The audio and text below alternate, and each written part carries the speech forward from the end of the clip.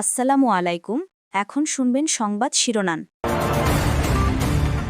জ্বালানির দাম বৃদ্ধির ধাক্কা জনজীবনে। সংকট কাটাতে ডিপো থেকে পাম্পে বাড়তি তেল সরবরাহ করবে বিপিসি। বিশ্ববাজারের তুলনায় বেড়েছে সামান্যই দাবি সরকারের। সংকট না থাকলে দর বৃদ্ধি কেন? সংসদে প্রশ্ন বিরোধীদের। সরকারের বিরুদ্ধে মিথ্যাচারের অভিযোগ। হামের উপসর্গে আরও 4 শিশুর মৃত্যুর খবর দিল স্বাস্থ্য অধিদপ্তর। আজ থেকে সারা দেশে শুরু হচ্ছে বিশেষ টিকাদান কর্মসূচি। আসসালামু আলাইকুম। এতক্ষণ দেখছিলেন সংবাদ শিরোনাম, এখন দেখবেন বিস্তারিত।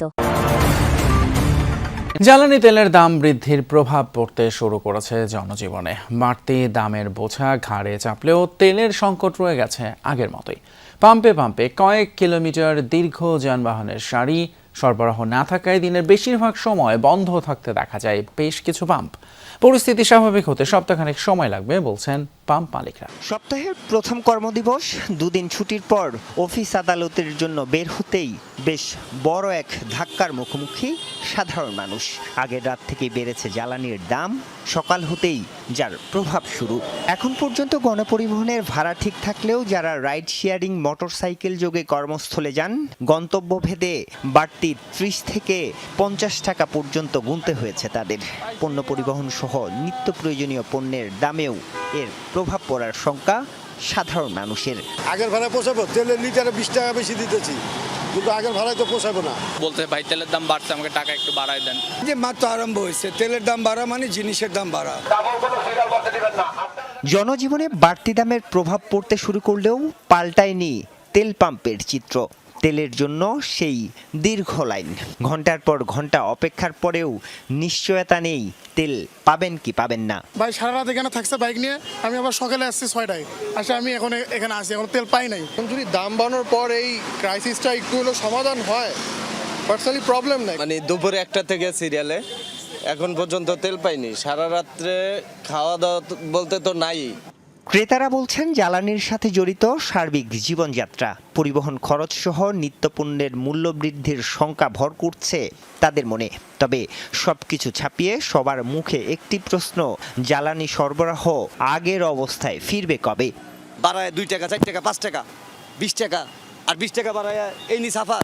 1 লিটার তেলে যদি 20 টাকা বেড়ে যায় তো আসলে অনেক বেশি হয়ে গেল। একটু কম করে বাড়তে পারতো, 5 টাকা বাড়তে পারতো লিটারে। যদি সাফিসিয়েন্ট থাকতো দাম বাড়ানোটা তখন অতটা গায়ে লাগতো না। আপনি হয়রানি হচ্ছেন, 10 ঘন্টা 8 ঘন্টা লাইনে দাঁড়াইয়া থাকতেছেন, আবার বাড়তি দামেও কিনতেছেন, কেমন হইলো? দাম বাড়লেও রাজধানীর পাম্পগুলোতে বাড়েনি ডিপো থেকে তেল সরবরাহের পরিমাণ। উল্টো বেশ কিছু পাম্প বন্ধ ছিল এদিনও। তবে মালিকরা আশাবাদী, দাম বাড়ানোর ফলে তেল মজুদের প্রবণতা কমবে বলে মনে করছেন তারা। জ্বালানি সংকট না থাকলে তেলের দাম বাড়াতে হলো কেন? পাম্পের লাইনে কেনই বা ভুগতে হচ্ছে মানুষকে? সংসদে এই প্রশ্নগুলো তুলেছেন বিরোধী দল আর স্বতন্ত্র এমপিরা। লিখিত জবাবে বিদ্যুৎ এবং জ্বালানি মন্ত্রী বলেছেন, কিছু অসাধু ব্যবসায়ী প্যানিক বাইং আর মজুদ প্রবণতার জন্য কৃত্রিম সংকট তৈরি হচ্ছে। ডিপো থেকে ফিলিং স্টেশন পর্যন্ত তেল পরিবহনে পুলিশ পাহারার বিষয়ে স্বরাষ্ট্র মন্ত্রণালয়কে অনুরোধ জানানো হয়েছে। সংসদ অধিবেশনে 16তম দিন কার্যসূচি অনুযায়ী জনগুরুত্ব সম্পন্ন বিষয়ে মনোযোগ আকর্ষণ ও আলোচনা হয়। মন্ত্রীদের প্রশ্নোত্তর পর্বে লিখিত ও মৌখিক উত্তর উত্থাপিত হয় সংসদে। দেশে জ্বালানির সংকট নেই বলে আবারও দাবি করেন মন্ত্রী ইকবাল হাসান। বলেন, কিছু অসাধু ব্যবসায়ী প্যানিক বাইং ও মজুদ প্রবণতার জন্য কৃত্রিম তেল সংকট তৈরি হচ্ছে। পয়েন্ট অফ অর্ডারে দাঁড়িয়ে স্বতন্ত্র সংসদ সদস্য রুমিন ফারহানা জ্বালানি পরিস্থিতি নিয়ে সরকারের বিরুদ্ধে মিথ্যাচারের অভিযোগ তোলেন। যদি জ্বালানির কোনো সংকটই না থাকে তাহলে এত লম্বা লাইনই বা কেন? দামই বা বাড়াইতে হয় কেন?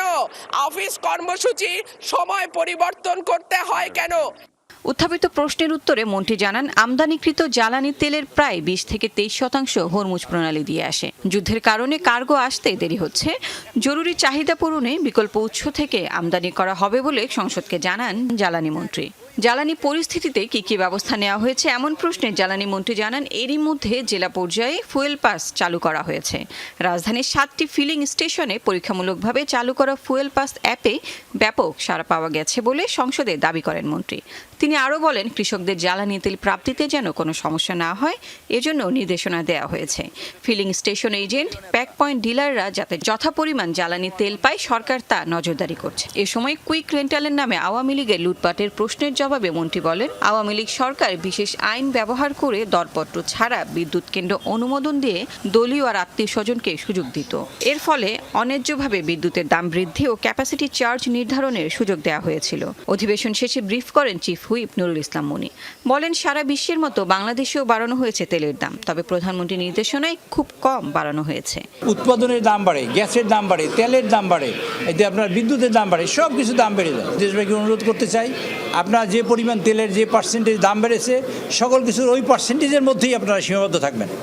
এই পার্সেন্টেজ আপনারা বাড়াবেন না, বাড়ালেই সরকার ভেরি সিরিয়াস সরকার।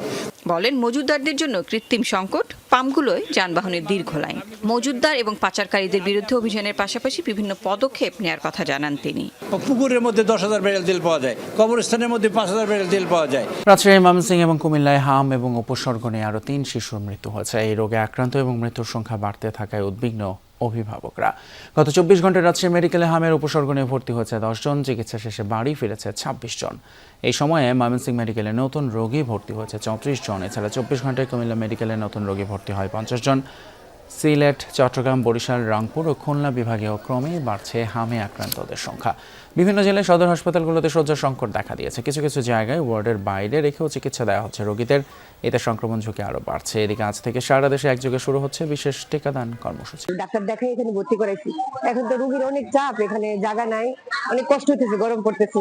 বাচ্চা করে নিয়ে তো আমরা মারাই অসুস্থ হয়ে যেতেছি, বাচ্চা সুস্থ করতে যায়। প্রচুর পরিমাণ রোগী, এখানে সিট নেই গা, এই কারণে আমরা ফ্লোরের ভিতরে একটার ভিতরে 2-3টা করে রোগী আছে। হাম শনাক্তে দেরি এবং কয়েক সপ্তাহের চিকিৎসায় খরচ আর ভোগান্তি বাড়ছে অভিভাবকদের। বেশিরভাগ ক্ষেত্রে আক্রান্ত হচ্ছে ভাই বোন, খেলার সাথীরা। চিকিৎসকরা বলছেন, শিশুদের টিকাদানের শতকরা হার কমে যাওয়ায় এই বছর সংক্রমণ বেশি। অপুষ্টি এবং মাতৃ স্বাস্থ্যহীনতাও গভীর করেছে সংকট। 4 সপ্তাহের বেশি সময় ধরে দেশজুড়ে হাম প্রাদুর্ভাব। হাসপাতালগুলোতে এখনো নতুন রোগী ভর্তি বাড়ছে। আক্রান্ত শিশুদের থেকে দ্রুত ছড়াচ্ছে ভাইরাস। আক্রান্ত হচ্ছে ভাই বোন, খেলার সাথীরা। পরে নিয়ে আসতাম যাইতাম, হঠাৎ করে জ্বর চলে আসছে। তারপর 2 নম্বর শিশু মেডিকেলে দেখাইছি, ওই জায়গায় বলছে রক্তে ভাইরাস আছে, কিন্তু আসলে কিসে থেকে রোগ ধরা পড়তেছে না। বিভিন্ন জায়গায় ডাক্তার দেখাইছি, কমিটলা যাইয়া ধরা পড়ছে যে ওর শরীরে হাম উঠছে। বিকালে গেছি বাসায়, তো রাত থেকে আবার ও অসুস্থ, তো বাসায় 4 দিন রাখছি। রাখার পরে দেখি যে না, পোলা কন্ডিশন অনেক খারাপ। উচ্চমাত্রার জ্বর, কাশি, ফুসকুড়ি, মুখে ঘা নিয়ে শিশুদের পরিচর্যায় বাবা মায়ের বাড়তি সতর্কতা। ঢাকার ডিএনসিসি ডেডিকেটেড হাসপাতালে অনেকেই জানান, উপসর্গ নিয়ে কয়েকটি হাসপাতাল ঘুরে শনাক্ত করতে পেরেছেন হাম। লম্বা সময় চিকিৎসায় অতিরিক্ত খরচ ও ভোগান্তি পোহাতে হয়েছে ঢাকার বাইরে থেকে আসা রোগীদের। খরচ তো অনেক, কেন ওরা করছে এটাও কিনতে হয়েছে। তারপরে স্যালাইন যে দিছিল, ওই যে পাইপটা, ওইটাও কিনা হয়েছে। মানে দরকারি যা জিনিস আর কি কিনা হয়েছে।